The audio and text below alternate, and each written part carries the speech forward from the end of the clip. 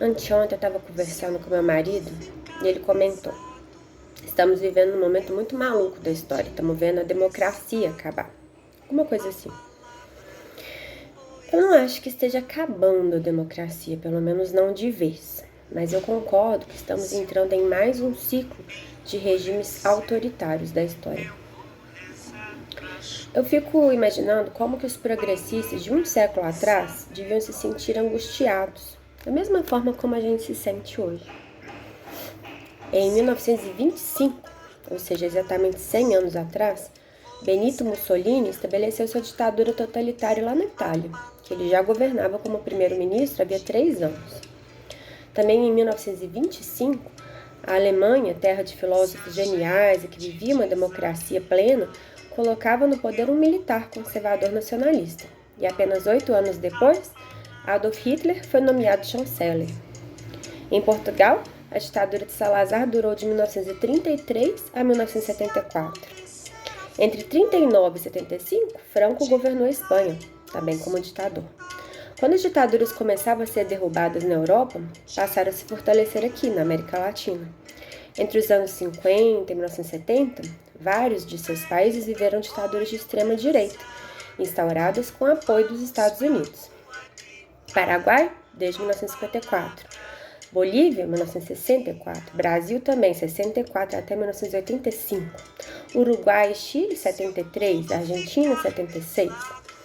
Paralelamente, a Rússia vivia um regime autoritário também, de esquerda, que também tinha características semelhantes às dos fascistas, como a militarização, nacionalismo exacerbado, culto a um líder, propaganda, censura e perseguição a oponentes. Os Estados Unidos, que sempre se autoproclamaram guardiões da democracia, além de terem insuflado e patrocinado todas as ditaduras das Américas e de vários outros países, seja como pretexto para combater comunistas, seja por razões puramente econômicas, como a exploração do petróleo, por exemplo, mas eles também perseguiram comunistas reais ou fictícios dentro de suas fronteiras. Vale lembrar o período do macartismo, na década de 50, em que houve grande repressão interna, estímulo à espionagem, à delação, além de clima de terror, de medo. Isso tudo, gente, foi ontem. Vivemos esse pesadelo de autoritarismo, repressão, ódio, censura e outras características típicas do fascismo, quase sem tréguas, ao longo de boa parte do século XX. Só que eu, meu marido e outros dessa geração nascida a partir da década de 1980, tivemos a sorte e o privilégio de viver em um mundo que já defendia as liberdades de expressão, liberdades individuais e defesa dos direitos civis e humanos, pelo menos aqui no Brasil e em boa parte do mundo ocidental. Crescemos nesse mundo democrático. Chegamos aos 40 anos de vida podendo eleger nossos representantes políticos, fazer passeatas, protestos contra o que não concordávamos, fazer greves contra abusos trabalhistas, ler, escrever e pensar sobre tudo, educar nossos filhos com essa mesma liberdade. Agora, com o fortalecimento do bolsonarismo no Brasil, do trumpismo nos Estados Unidos e com as eleições de vários outros governantes autoritários em países da Europa e nas Américas, a gente acende o alerta.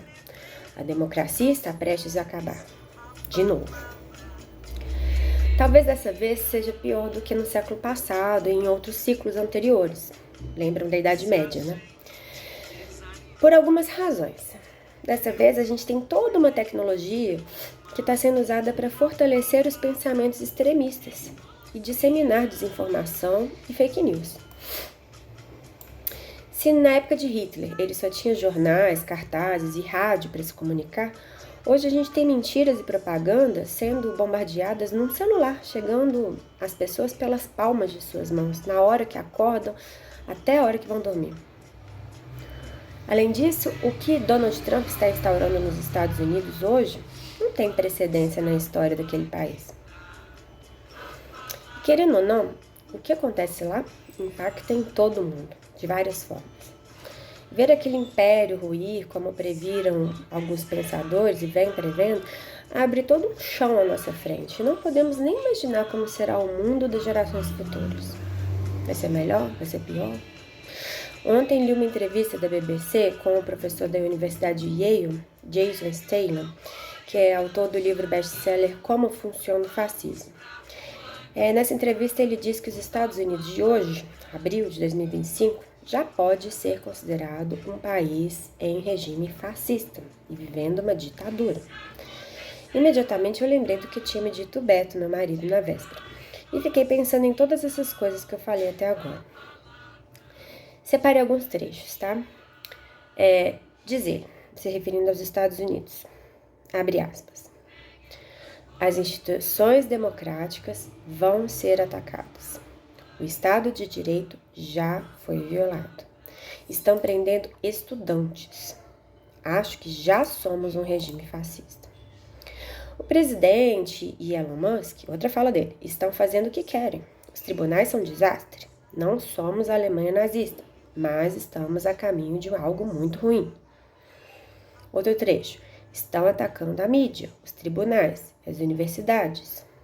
Estão prendendo estudantes nas ruas por escrever artigos de opinião e dizendo que ninguém que não seja cidadão americano pode falar sobre política agora, porque seus vistos podem ser revogados imediatamente. E por que eles parariam por aí com cidadãos não americanos? Outro trecho da entrevista em que ele diz: meus 2 filhos são negros e sua identidade está sendo apagada, atacada e minimizada. Mais um trecho. Em todos os países, 30% das pessoas querem o fascismo. A Europa do pós-guerra está bem ciente de que as democracias podem votar para se enfraquecer. Este é o problema mais antigo da filosofia política democrática. Isso remonta a Platão. Nas democracias, chega um demagogo, aterrorizando as pessoas sobre um inimigo interno, um inimigo externo, e quando ele assume o poder... Mais um trecho. Acho que temos uma ditadura. Eles afirmam que são uma ditadura? Dizem que têm os poderes de uma ditadura? Eles, a turma do Trump, né? E não acho que as instituições estejam demonstrando que eles estão errados. Mais um trecho que eu separei. Trump certamente age como um ditador e diz que é um ditador, e seu partido vota 100% com ele. Eles agem como um sistema de partido único, sem oposição, como o partido de um ditador. E as instituições devem dizer, não, você não é um ditador, mas isso não está acontecendo. Mais um trecho da entrevista. Trump disse que é um rei, que é uma autoridade absoluta, sem partido do seu partido está com ele, 100%. Parece com a China ou qualquer outro país autoritário. E as instituições não impedem isso. Será que as pessoas gostam desse tipo de coisa? E, por fim, o último trecho que eu separei. É uma velha questão que também surgiu com a monarquia. Por que tantas pessoas estavam dispostas a morrer para que um rei pudesse se vangloriar? Por que tantos americanos estão dispostos a sacrificar seu bem-estar material para tornar Elon Musk mais rico? Acabaram os trechos. Agora eu, Cris, me pergunto mesmo. Por que, gente? Por quê? O que pode explicar que tantas pessoas apoiem esse tipo de regime, de pensamento, de filosofia? Me chamou a atenção aquele trecho em que ele diz que 30% das pessoas em todos os países querem o fascismo. Se você pegar no Brasil, este é o percentual que aparece há alguns anos já em todas as pesquisas de pessoas que estão com o bolsonarismo independente de qualquer coisa. É isso, estamos vivendo isso aqui. O que me traz alguma esperança em meio a esse cenário obscuro, né, de fim da democracia e tudo, é que a gente já passou por esse ciclo antes na história.